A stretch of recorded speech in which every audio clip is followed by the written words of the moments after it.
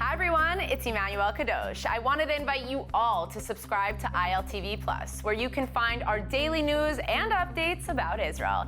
And not only that, but live feeds, entertainment, our kosher food show, and so much more. Needless to say, your subscription to ILTV Plus helps us grow and create more content while also supporting the state of Israel. Our app is available on all platforms and devices, so I'll see you guys there. Hello and welcome to ILTV's Israel Daily. I'm Aaron Porras, and coming up in today's newscast, the IDF retaliating against Hamas positions after terrorists in Gaza launch a volley of rockets towards civilian communities in southern Israel. Meantime, ILTV taking a closer look back at United States President Biden's Middle East tour, including with the soldier who showed him around the Iron Dome. And finally, an incredible weekend for sports in the Holy Land. Israeli athletes taking home 13 medals from the 2022 World Games in Alabama.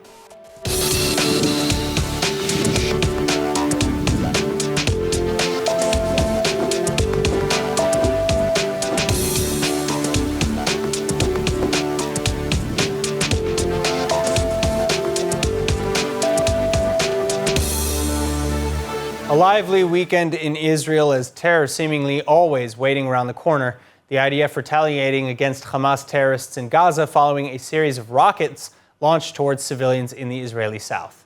Explosions in the sky above the Gaza Strip early Saturday morning as IDF jets striking Hamas targets, and this after at least 4 rockets reportedly fired from the Palestinian enclave towards civilians of Ashkelon in southern Israel, and Israel intercepting 1 rocket while letting the others fall into open areas.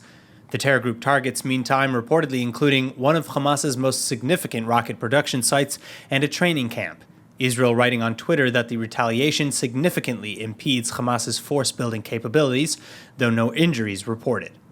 Now, as for the timing, the Israeli rocket sirens sounding just hours after United States President Biden leaving Israel to Saudi Arabia for the last leg of his Middle East tour, and less than a month after the last rocket attack from Gaza.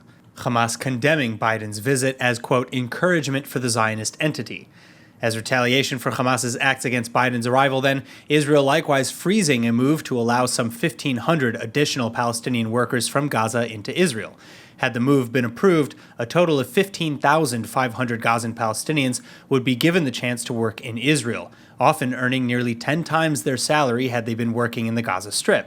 But Kogat, or the Israeli military liaison to the Palestinian territories, explaining that the planned permit expansion was a gesture of good faith set to coincide with the presidential delegation's visit. And as Hamas is escalating with Jerusalem, the gesture is void.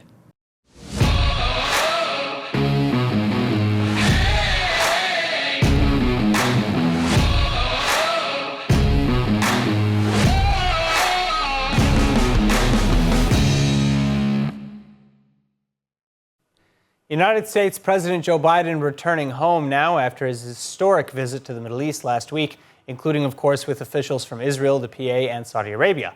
So with me to discuss the trip's accomplishments and or lack thereof is Vice Chair of Democrats Abroad Israel, Moshe Chertoff. Moshe, it's great to be back with you. Now, let's start with Saudi airspace, the overflight deal. Saudi officials are saying that it in no way indicates growing ties between Riyadh and Jerusalem. Is this accurate, or is Riyadh maybe just playing things close to the vest? And again, because this announcement came after Biden hinted to the exact opposite. So do you think that the White House was maybe surprised by these statements as well? Well, first of all, it's a pleasure to be with you as always.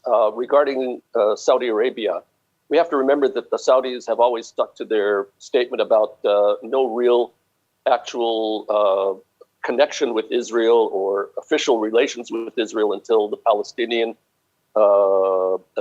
issue and the conflict with the Palestinian people has been resolved in a peaceful and just manner.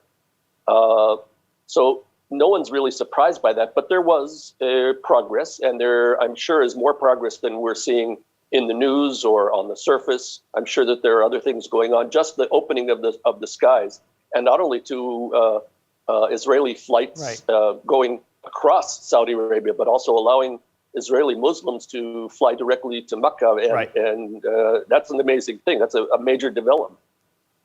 So again, though, do you think that Biden was a little bit surprised by this? Because again, he hinted that at least, in subtext, that Israel and Saudi Arabia were coming closer to one another. To watch full episodes of ILTV's Israel Daily and tons of other content from Israel, visit our website at iltv.tv or download the ILTV Plus app.